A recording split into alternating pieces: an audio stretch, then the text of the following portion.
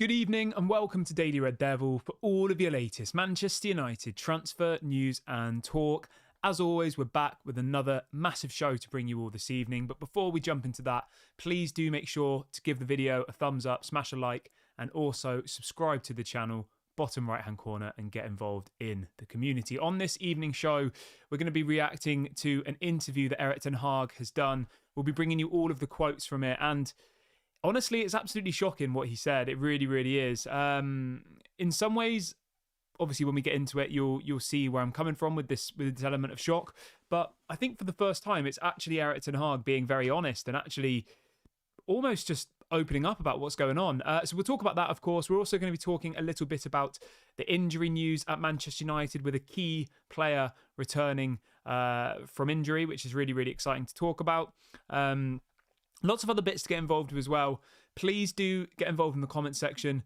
Get involved in the live chat. Let me know your thoughts on everything we discuss on today's show. I want to start the show off with a bit of a positivity and a bit of a shout out.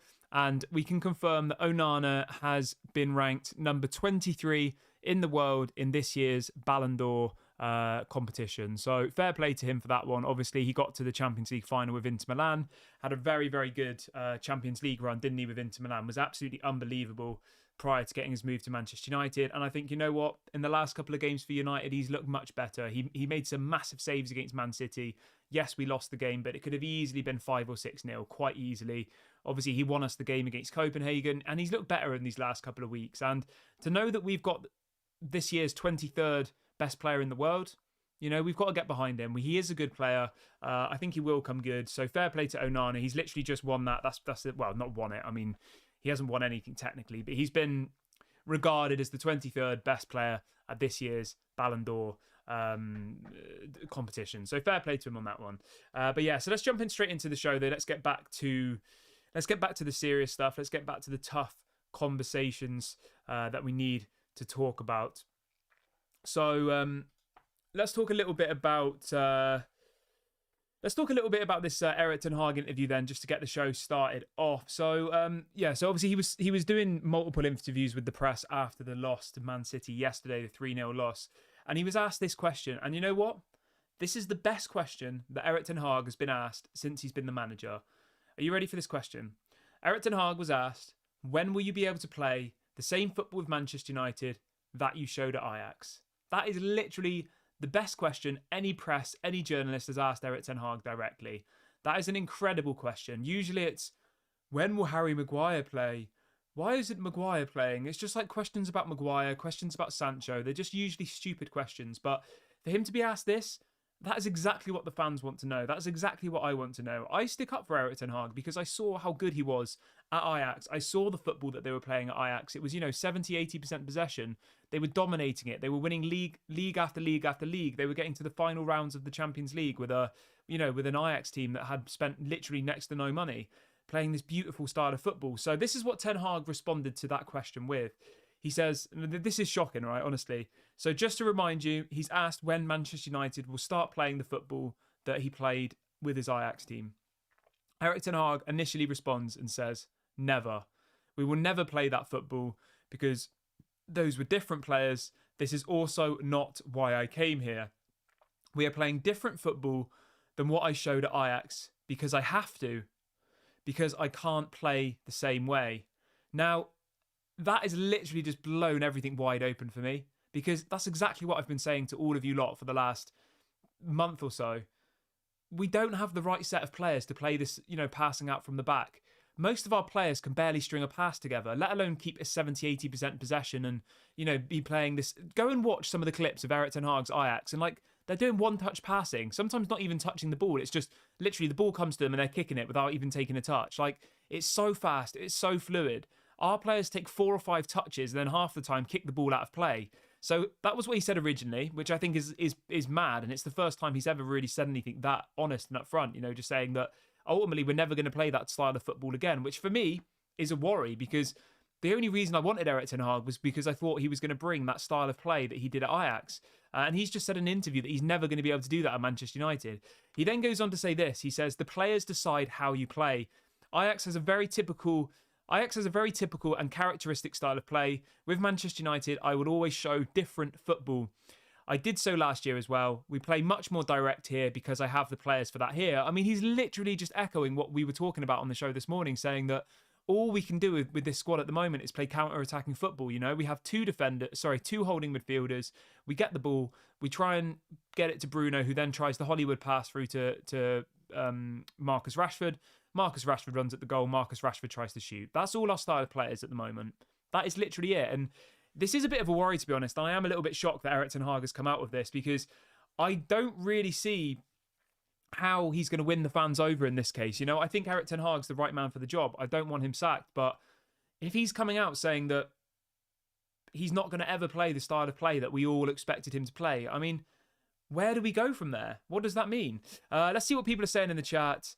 Irvin says, Kieran, who else is on the Ballon d'Or list from Manchester United? I'm not entirely sure, to be honest. I don't think any of them are, personally. Let's see what else people are saying. Florian says, I think he is telling the truth. We cannot play this Ajax style. He is honest because the players that we have do not fit this style of football. And the thing is, right, it's not shocking. It's what I've been saying on this channel for weeks and weeks and weeks and weeks. But it's just mad that he's actually come out saying that himself, because he never really says anything like that. He's usually like, we're playing great football, we're really good. And it's so frustrating. Like, I'm so happy that he's actually just been honest for once. And I think that he's covered his back a little bit, because how do we ever expect... I've just realised the thumbnail's wrong on the video. Yeah, how do we ever expect to actually see the style of football that we want to see if this is the reality now going forward, you know? Like, what does everybody think about that? Get in the comment section. Let me know what your thoughts are. What do you think about this interview? I'm just going to change the thumbnail really quickly because I've just noticed that it is the wrong thumbnail, which is probably quite misleading. So let me just change that quickly. Get your comments in, and I will be back in 1 second. Right, right, I'm back. Yeah, honestly, I know what he said is speaking facts, but I think a lot of the time Erik ten Hag beats around the bush. He doesn't always be quite honest. Somebody says that is exactly what's wrong with our fans. They think players like Rashford and McTominay can play expansive football. It's never happening with this crop of players, no matter the manager. 100%, mate. 100%. Viva Ganachu says, mark my words, he's getting sacked on the 3rd of November. Lumen says, Kieran, what he is talking is now a sign of a lost manager. You know what, Lumen? I agree with you. I actually do. I really like Ten Hag. I think he's the right man for the job. I think he's a great manager. I wouldn't say he's world class, but I think he's a decent manager. And I think this is the first signs of the cracks forming, because Erik ten Hag usually keeps a pretty tight ship in his press conferences. And this was the longest, most in-detail answer that I think he's ever given. And he's ultimately saying that, you know, the players that I have here, we have no style of play as it is. Ajax has this style of play, this philosophy that's been, you know, embedded into the youth for the last 10, 20, 30 years. Whereas Manchester United have no style of play. He's come in trying to create this style of play with a bunch of players from all different managers. I seen someone post about this earlier on, right? He had people from Ole Gunnar Solskjaer. He had people from Jose Mourinho. He had Johnny Evans, who was an emergency signing. He had Bruno Fernandes, who was from an Ole Gunnar Solskjaer era. Like, when you look through the team that played on Saturday, right? Most of those players... I've been here through all different types of managers, all trying to play different style of football, and none of them work. So it really did blow my mind when I read this. Let's see what else people are saying. Chris says the Glazers won't force the deadweight out and the club's broke, where we're not signing anything major for a minute. Viva Garnacho says, I wish we got Zidane. Ronaldo would have loved it again. Hendrik says there is no pattern, no system, no style of play. I agree with you. The thing is, right, I was talking to someone about this earlier on, and I said this on the show months ago. The thing is, they're not going to sack him for this one reason. I don't want him sacked, but for those of you who do want him sacked, right, it's not going to happen because of the financial costs that are involved, because of the amount of money they'd have to pay him off to leave, the amount of money it would cost to bring another manager in. The people who want Erik ten Hag out, you're going to see probably Darren Fletcher as the manager for the rest of the season, if that's what you want. That's what will happen. They'll give Darren Fletcher, or even Ole Gunnar Solskjaer, I genuinely wouldn't put it past them. They'll bring in somebody as an interim like that, and it'll be even worse than what it is now, and then we'll be back in the summer, and it will just be the same thing over and over again. Rajat says Manchester United probably need Ancelotti-type manager to be respected. Fair enough. Somebody else says Erik ten Hag has bought 8 players. It doesn't make sense that he can't play Ajax-style football, plus he has the use of 20 other good players. The thing is, right, though, he's buying random players. He's buying whatever he can get his hands on. Like, if you actually look at the list of players that he wanted, right? His first choice targets were Frankie de Jong in midfield. He didn't get that. He also wanted, obviously, Kim Min-jae as centre-back. He didn't get that. He wanted Gakpo in January. He didn't get that. He got Weghorst. He wanted... Who else did he want? Harry Kane. He got Rasmus Højlund. He wanted Victor Osimhen. He got Rasmus Højlund. Like, when you look through the players that we've actually got, they're second, third, fourth, fifth choice options, you know? So for people to say, oh, he's had 8 signings. Like, he's had 8 signings, most of which he probably didn't really want. Like, do you really think that Mason Mount was his number 1 target? I don't think so. Like, when you think that he needed Frankie de Jong, obviously Frankie de Jong didn't want to come, but like, he's ended up with the scraps, I feel like. I really, really do feel like that. Viva Garnacho says, have you got any news about the centre-back? Nah, the centre-back situation has gone very, very quiet at the moment. We'll have to wait and see what happens in the next month or so. Rajat says he asked for Harry Kane and Gakpo. Yes, he did. Zane says Pep bought 19 players in his second season. There you go. Comeback King says Erik ten Hag didn't pick the transfers. Arnold and Murta did. Exactly that. Obviously, they would have spoke to Erik ten Hag, but it's not like he went out there and said, I don't want Frankie de Jong. I don't want Harry Kane. I want Mason Mount. We know that he wanted we know that he wanted Gakpo, de Jong, Kim Min-jae, like all of these players that he wanted, and he didn't get any of them. Frimpong. He got all of these second, third, fourth choice options. Rajat says Erik ten Hag asked for 2 centre forwards, and he only got 1 young one. Yeah, exactly. I mean, it's frustrating. It really, really is. And I know everybody in the chat this evening is obviously feeling a bit frustrated. But it is what it is, isn't it? We've just got to try and get on with it. But this, as I said, this interview that he did earlier on today, it really, really did blow my mind. And as someone said in the chat earlier on, like, from an outside perspective, it does look like the cracks are forming, because he's never said anything like that in any press conference ever. He's been very keeping his cards close to his chest. He usually gives like really short answers, but this one was very, very, very quick. Sorry, very long, very long-winded. Lots of depth to it, and yeah, I thought it was really, really interesting, to be honest. Let's see what everyone's saying this evening, though. Chris says the players in this squad are never going to have a system, a style of play. We have players from 4 managers at the club. We're rewarding average. I agree with you. I completely agree. Yeah, 100%. Duke of Hazard says it's fine if we don't play the Ajax way, but we demand a way of football that is attractive and effective. Tottenham style isn't anything complicated, but it's simple, direct.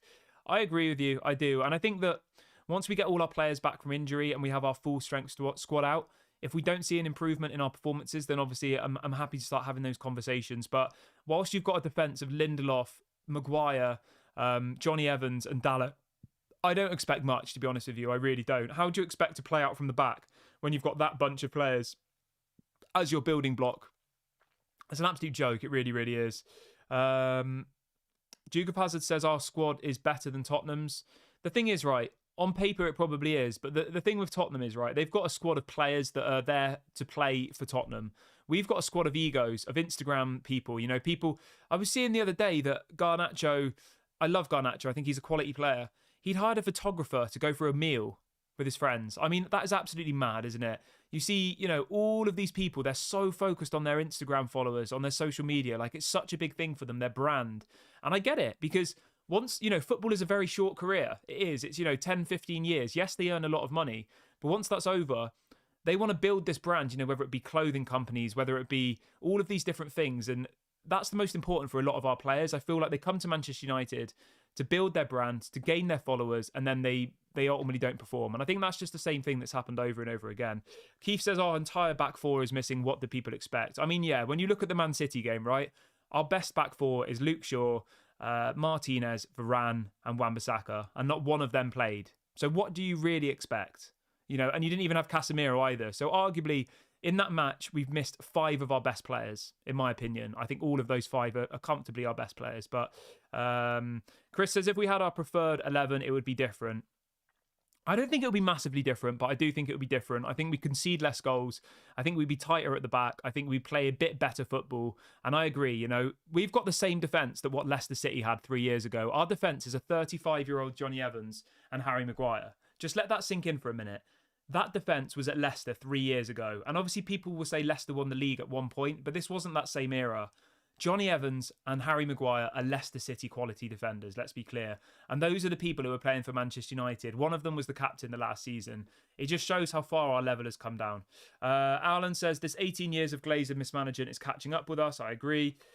Abdul says, like Ragnick said, it's not rocket science to see the problems at United. It's extremely difficult to fix because of those at the top. I 100% agree with you there.